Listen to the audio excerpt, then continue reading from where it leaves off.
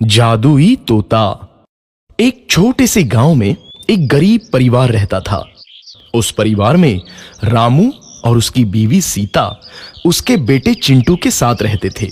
उसी गांव में एक तोता भी रहता था। उसका नाम था रघु। वो किस्मत का धनी था। जहां भी जाता वहां किसी भी चीज की कमी नहीं पड़ती थी। एक दिन रघु उड़ते उड़ते उस गरीब परिवार के घर गया। रघु सोचता है, अरे वाह, लगता है यहाँ आज बहुत अच्छा खाना मिलेगा। मैं पेट भर के खाऊंगा। वो एक कटोरी में रखे अमरूद देखता है। अरे वाह, अमरूद, मुझे तो ये बहुत पसंद है। मैं तो इसे पेट भर के खाऊंगा। रघु तोता अमरूद खाने ही लगता है। तभी सीता रघु को अमरूद खाते देखती है तो गुस्सा हो जाती है और उसे वहां से भगा देती है। भाग यहाँ से, न जाने कहां से आ जाते हैं। मैं तो परेशान हो गई हूं इनसे।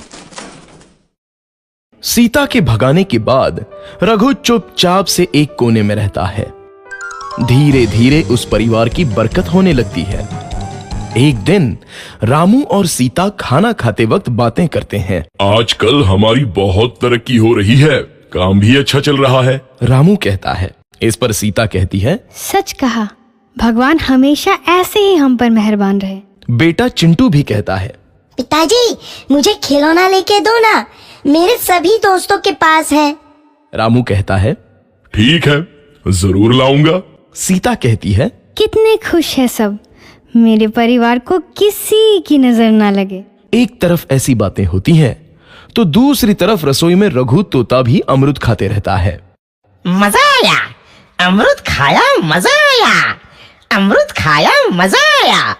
तभी सीता रसोई में आती है और रघु तोते को अमरूद खाते देख बहुत गुस्सा होती है। सीता रघु को बाहर निकालने के लिए पिंजरे में अमरूद रखती है। रघु जब अमरूद खाने लगता है तो पिंजरे का दरवाजा बंद हो जाता है और वो उसमें फंस जाता है। मुझे बाहर निकालो, मैं यहाँ फंस गया हूँ, मुझे बचाओ। अगले दिन सीता पिंजरा उठाकर बाहर दूर उस रघु को छोड़ देती है। रघु के जाते ही उनके घर आई बरकत धीरे धीरे कम हो जाती है। उन्हें बहुत घाटा होता है। सीता कहती है, ये क्या हो रहा है, अचानक इतना कैसे बदल गया? अभी तक तो सब कुछ अच्छा चल रहा था। रामू कहता है, लगता है भगवान हम पर रूठ गए हैं। चिंटू भी कहता है, लगता है अब मुझे खिलौने भी नहीं मिलेंगे। और वो रोने लगता है और बाहर चला जाता है।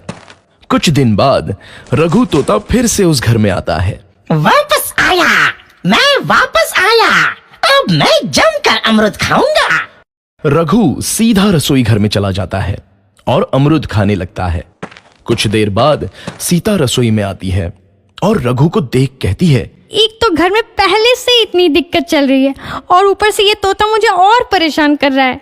सीता रघु को वहां से भगा देती है। रघु उड़कर किसी कोने में छुप जाता है। कुछ दिन बाद धीरे धीरे उस घर की बरकत वापस आने लगती है।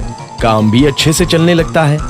एक रात जब रघु तोता अमरूद खाने जाता है तो पिंजरे में फंस जाता है। ये लोग आखिर चाहते क्या हैं? एक तोते को शांति से अमरूद खाने क्यों नहीं देते? मैं कौन सा चोरी कर रहा हूँ? बस अमरूद ही तो खा रहा हूँ। तभी रामू वहां आता है और पिंजरे में रघु तोते को देख उसे बाहर छोड़ देता है। ये तोता भी कितना जिद्दी है, बार बार वापस आ जाता है। जैसे ही रामू रघु को छोड़ देता है, अगले दिन से फिर से उनके घर की बरकत जाने लगती है। काम में घाटा होता है।